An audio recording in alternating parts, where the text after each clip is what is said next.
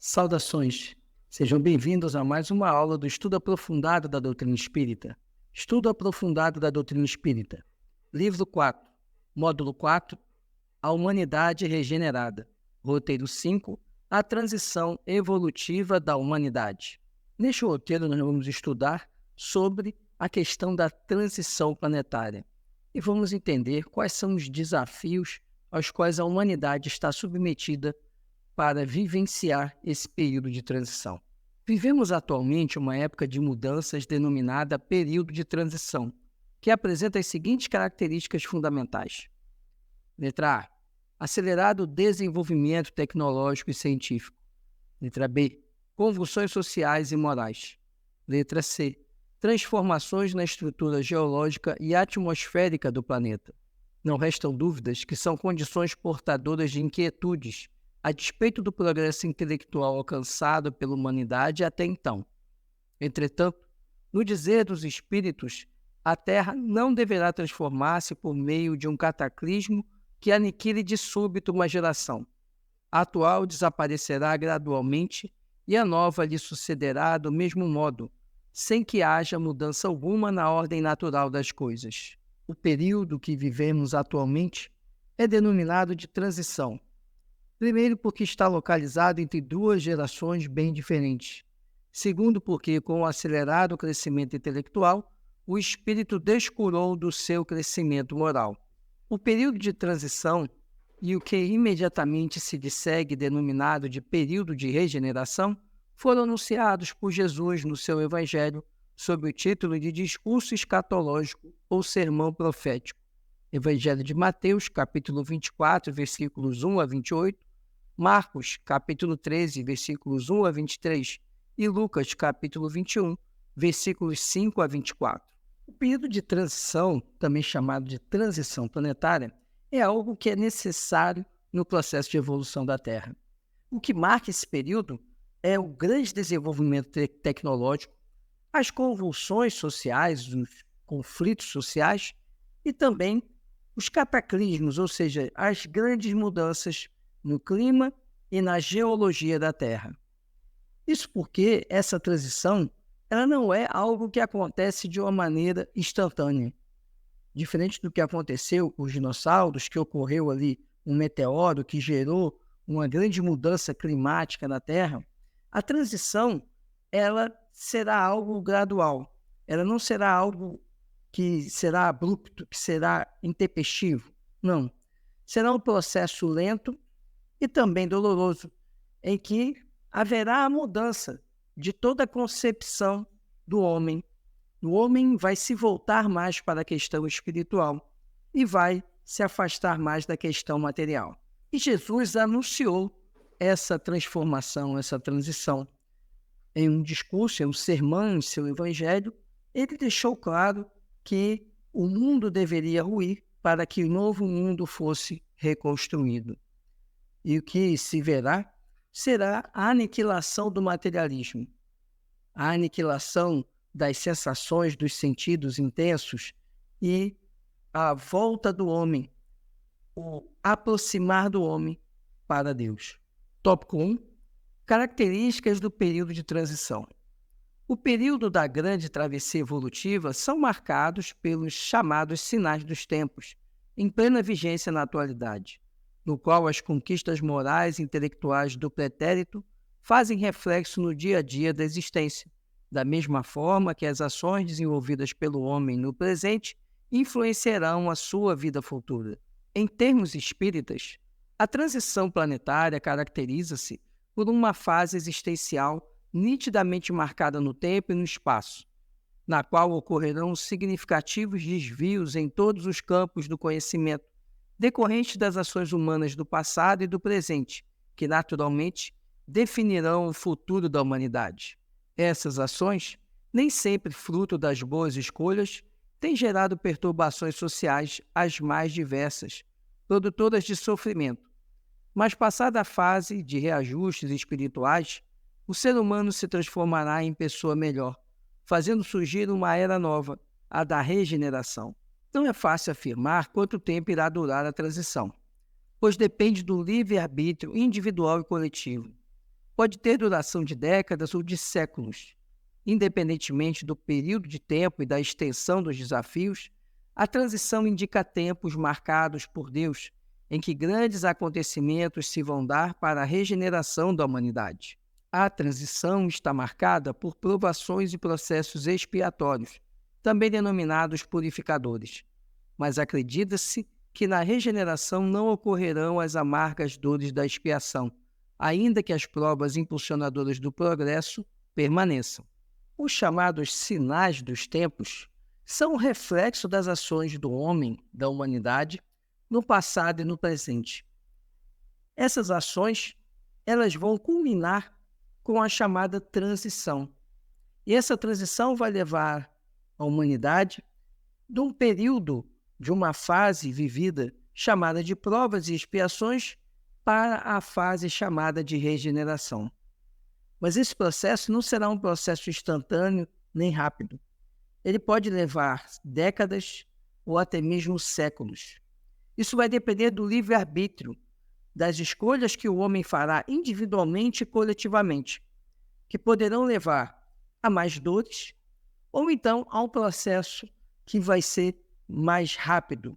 E esse rápido, entendam, décadas, ou um processo mais doloroso e demorado, e aí levando séculos para que a transição ela chegue ao seu ápice, que seria justamente a transformação em mundo de regeneração. Essa transição ela é permeada por processos de provação, por processos de expiação, mas também por processos purificadores. E por que isso? Porque a prova é a necessidade que o espírito tem de demonstrar que adquiriu determinada virtude. A expiação é o pagamento dos débitos pelas suas faltas.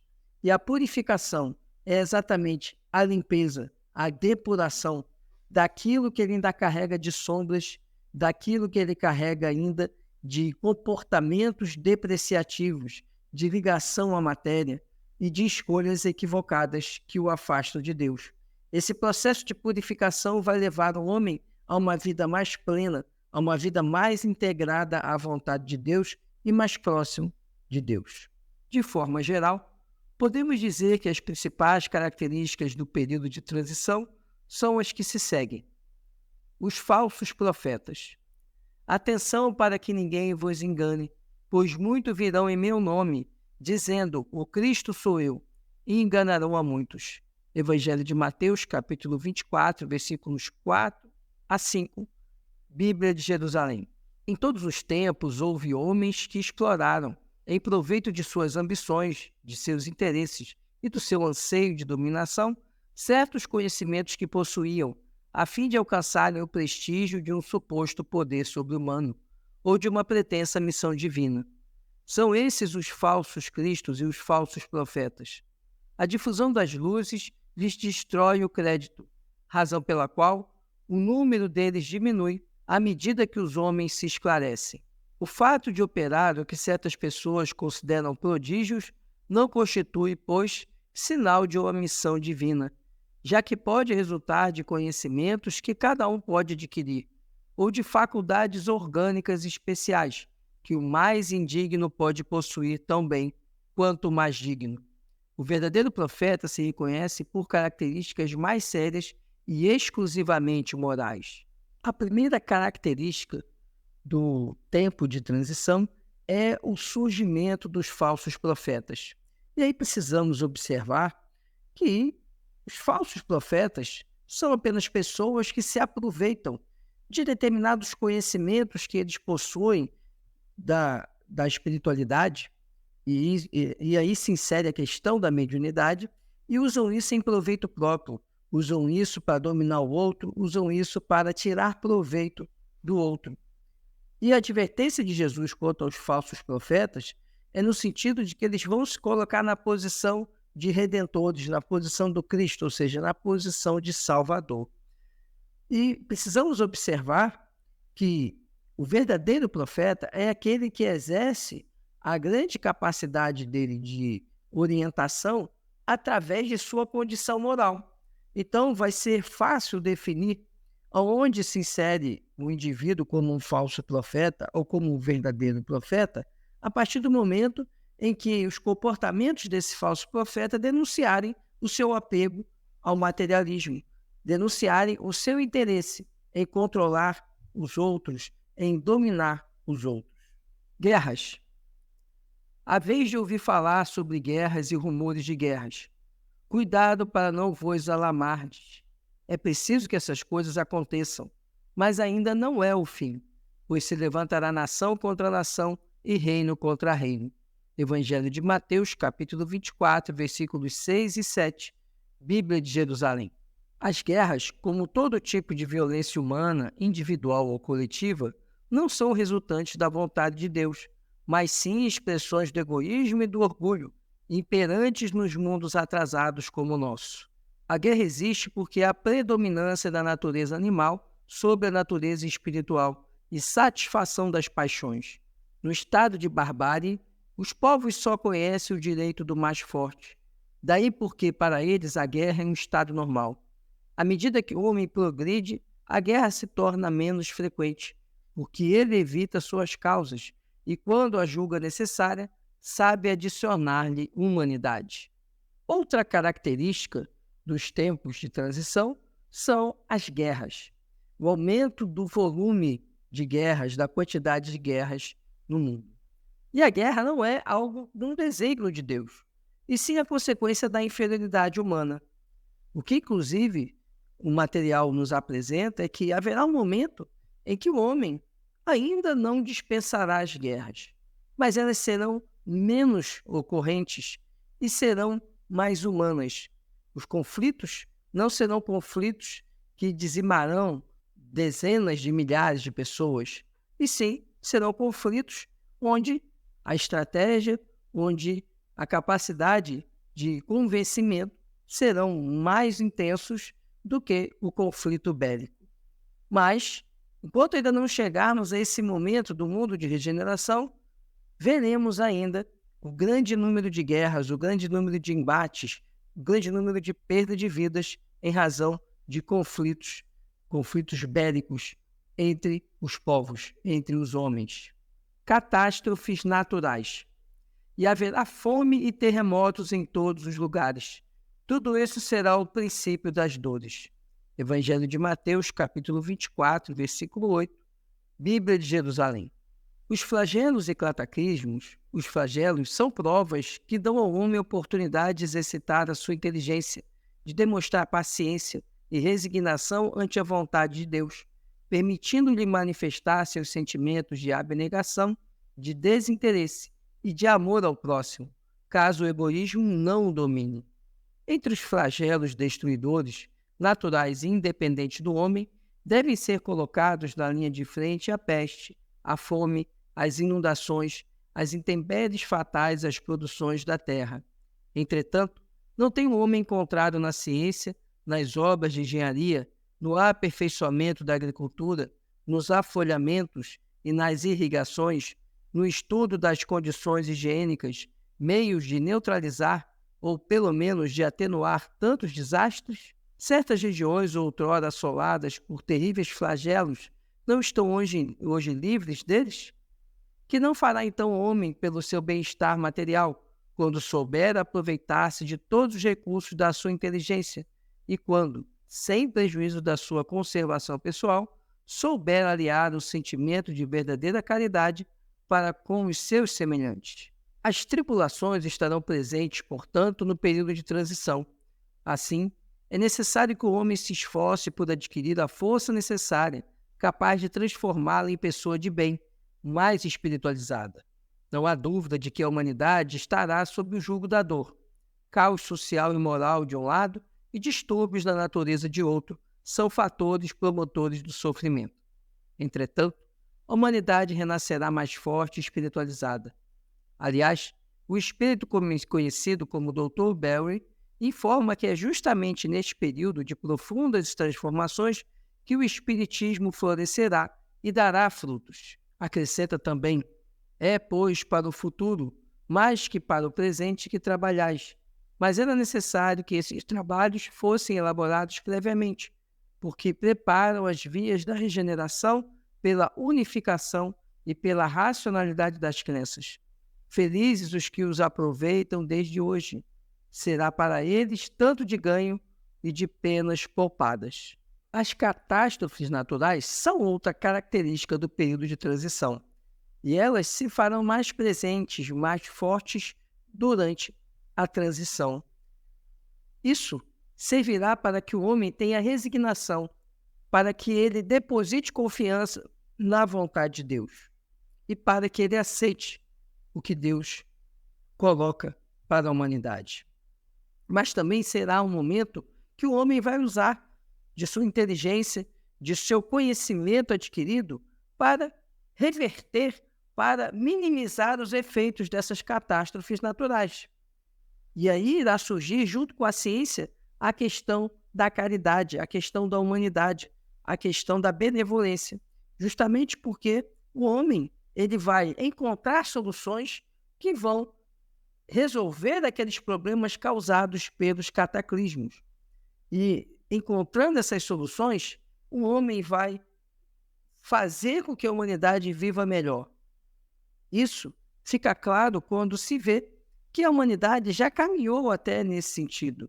Em várias situações, a humanidade já encontrou soluções para vencer a seca, para vencer a força da maré, a força dos mares, para vencer as adversidades dos ventos, transformando inclusive o vento em energia. Ou seja, o homem ele veio utilizando a sua inteligência para fazer com que o mundo seja um lugar melhor, apesar das intempéries naturais.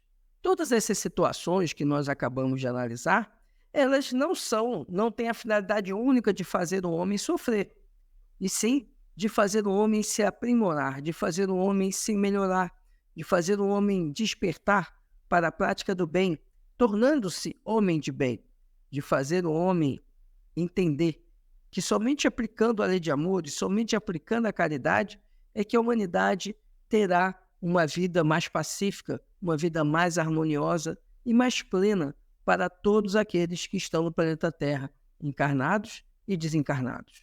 E outro ponto importante é que esse processo de transição encaminhará o homem para o aprimoramento também de sua relação com Deus.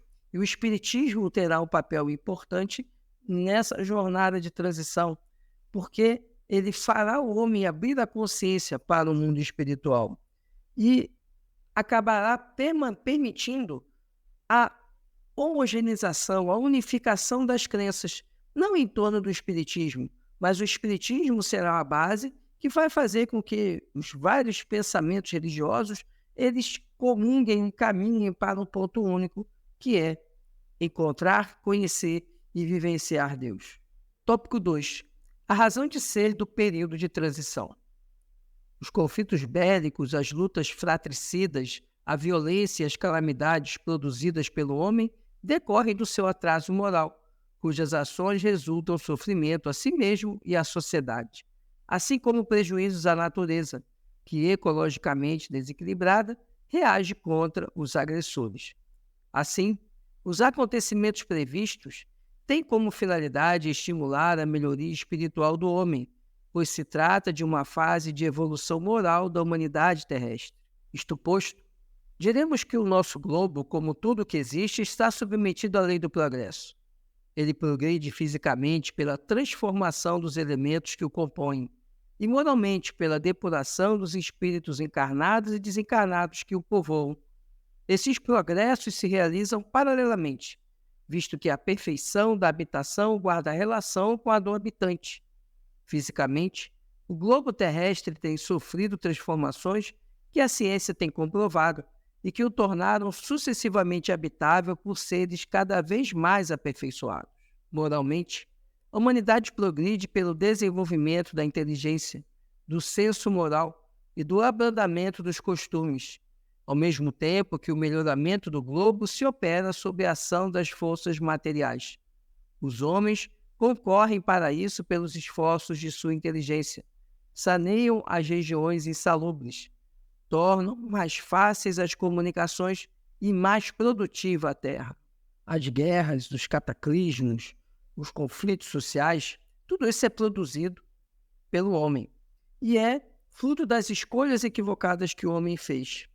Mas todo esse processo ele tem uma finalidade, a de aprimorar o homem. E aprimorando o homem, ele vai se tornar uma pessoa melhor. Tudo isso está relacionado à lei do progresso, que é uma das leis divinas. Tudo na criação de Deus caminha em sentido de progresso. Ocorre que, às vezes, esse progresso, ele, embora se dê de uma forma constante e lenta, ele precisa ser acelerado, ele precisa escalar para atingir algo mais alto.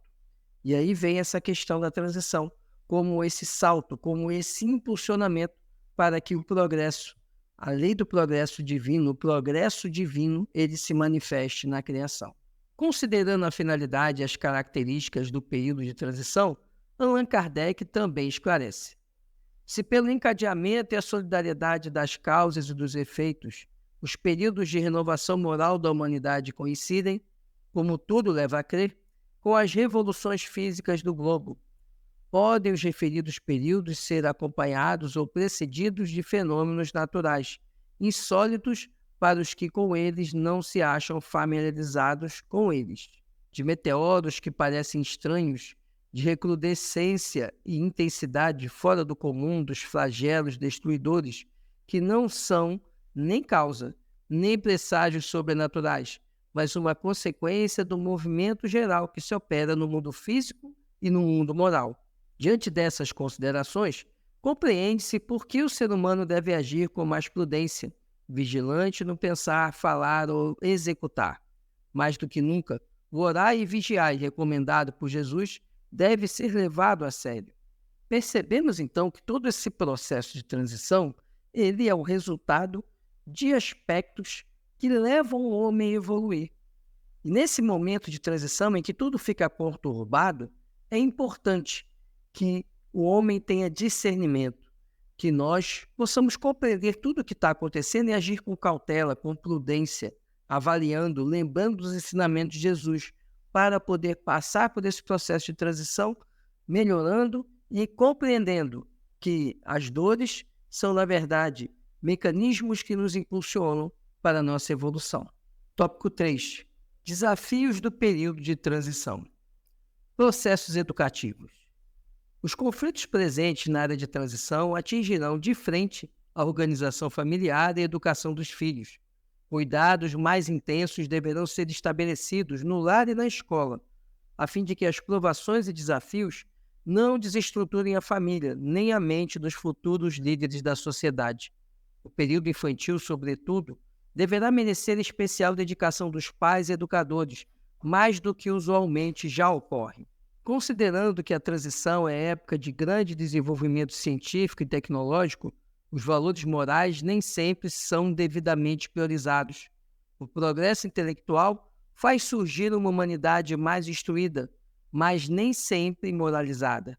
Assim, é importante considerar que os processos educativos, desenvolvidos dentro ou fora do lar, não devem se resumir a uma educação que tende a fazer homens instruídos, mas pela que tende a fazer homens de bem. Um primeiro desafio que se apresenta por ocasião do processo de transição é a questão dos processos educativos. Será necessário que a família e os pais tenham mais atenção na educação dos filhos, porque em razão da destruição, da corrosão de valores morais, eles serão mais suscetíveis a serem desviados do caminho. E por isso, há necessidade de maior atenção dos pais em relação à educação dos filhos, à orientação moral dos filhos. Isso porque também a evolução do processo científico, a evolução das questões científicas, não garante a evolução moral, muito pelo contrário. E por isso, é necessário dar esse suporte de orientação moral para que, em meio às convulsões sociais, em meio às deturpações da conduta moral, da conduta ética, da conduta cristã, em meio a todas essas deturpações, os jovens, as crianças, os adolescentes e os jovens possam ter uma base forte, uma base esclarecedora para que eles atravessem esse processo de transição sem serem corrompidos, sem serem desviados do verdadeiro caminho que deve ser traçado no sentido da evolução do homem, da evolução do espírito. Combate ao egoísmo é outro desafio a ser enfrentado no período de transição, pois a humanidade terá necessidade de ser mais solidária. Segundo os espíritos da codificação espírita, a imperfeição mais difícil de extirpar é o egoísmo, porque resulta da influência da matéria, influência de que o homem, ainda muito próximo de sua origem, não pôde libertar-se, já que tudo concorre para mantê-la, suas leis, sua organização social e sua educação. Outro desafio a ser vencido nesse processo de transição é o combate ao egoísmo. O egoísmo é a maior chaga da humanidade, porque dele se origina todos os outros vícios. Mas, a partir do momento que o homem vencer o egoísmo, ele vai avançar em seu processo evolutivo. Então, o combate ao egoísmo, o combate ao apego à matéria é fundamental para que o homem atravesse esse processo de transição planetária e para que ele seja abreviado. Necessidade de crescimento moral. O combate às imperfeições pelo desenvolvimento de virtudes indicará período de crescimento moral da transição. Outro ponto também que vai demonstrar aí um desafio é a necessidade de crescimento moral, que está ligado também ao combate ao egoísmo, porque vencendo o egoísmo, todas as outras imperfeições também serão minimizadas e o homem terá progresso moral. Então, a necessidade de crescimento moral é talvez o principal desafio que o homem enfrentará no processo de transição planetária. Apoio de espíritos esclarecidos. Durante o período de transição, a misericórdia divina permitirá a reencarnação de espíritos mais esclarecidos intelectual e moralmente em todas as regiões da Terra, com a finalidade de amparar a humanidade em suas provas e expiações, orientando-a na busca de soluções pacíficas para superar as dificuldades. Por ser um momento especial, marcado por conflitos e calamidades, a dor terá efeito impactante, mas com a capacidade de despertar valores sublimes no homem que, mais esclarecido, ainda que sofrido, não se conformará com o sentimento e com o estado das coisas renantes, desenvolvendo, então, ações positivas e libertadoras. O homem não caminhará sozinho nessa jornada evolutiva, nesse processo de transição. A misericórdia divina enviará, como já enviou, espíritos mais esclarecidos para habitar diversos pontos da Terra. E esses espíritos vão ajudar, da onde estão, a evolução da humanidade. Vão trazer para o homem valores morais que o homem ainda não conseguiu vivenciar ou ainda não conseguia praticar. E isso vai ajudar no impulsionamento da humanidade para a sua evolução. Esse, então, era o conteúdo que tínhamos para essa nossa aula. Se você ficou com alguma dúvida, deixe aqui nos comentários a sua pergunta, que nós responderemos com o maior prazer. Peço que você curta, comente e compartilhe. Ajude esse conteúdo a chegar a mais pessoas. Muito obrigado por sua atenção. Fique com Deus, muita paz e muita luz.